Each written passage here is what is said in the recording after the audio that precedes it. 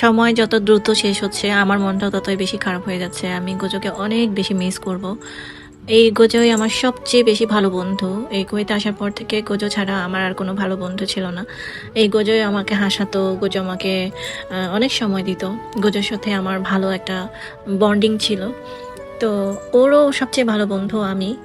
ও এত ভালো যে ওর সম্পর্কে অনেক কিছু বলার আছে, কিন্তু সব কিছু বলে শেষ করা যাবে না।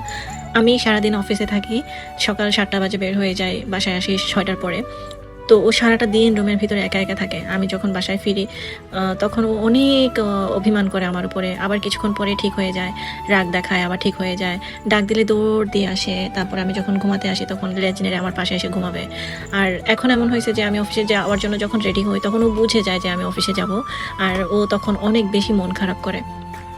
এখন দেখতে পাচ্ছেন আমি অলরেডি আমার সব জিনিসপত্র গোছানো শুরু করে দিছি। আর বাড়ি যাওয়ার সময় হয়ে গেছে আমার। আমি খুব একটা বেশি দিন স্টে করব না কুয়েতে, চলে যাব। আর তো এখন গোজোকে নিয়ে খুব চিন্তা আমার। ওকে আমি ছেড়ে কিভাবে থাকবো, ও আমাকে ছেড়ে কিভাবে থাকবে, একা একা কীভাবে থাকবে, মানে অনেক টেনশন হচ্ছে ওর জন্য আমার। অ্যাকচুয়ালি অনেক মন খারাপ হবে।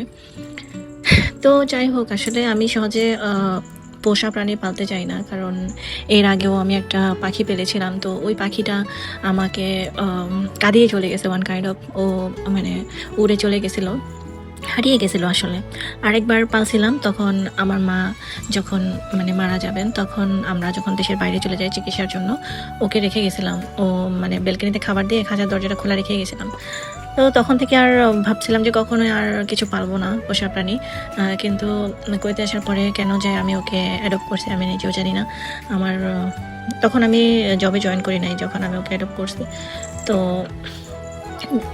আগের থেকেও বেশি ও এত বেশি মায়া দেখায় আমার উপরে। আসলে ওকে নিয়ে ঠিকভাবে এখন আমি সময়ও দিতে পারি না। ঘরের কাজ, অফিসের কাজ সব কিছু মিলাইয়া খুব একটা মানে ওর সাথে অন্যায় হয়ে যাচ্ছে। এখন যে আমি ওকে দেবো, কুয়েত একটা ব্যস্ত শহর আসলে। এখানে নিজেকে সময় দিতে পারে না মানুষ। আর আর পোষা প্রাণীদের কীভাবে সময় দেবে। তো এই নিয়ে আমার মনটা আজকে ভীষণ খারাপ। সবাই গোজোর জন্য প্রে করো, যেন ভালো থাকে।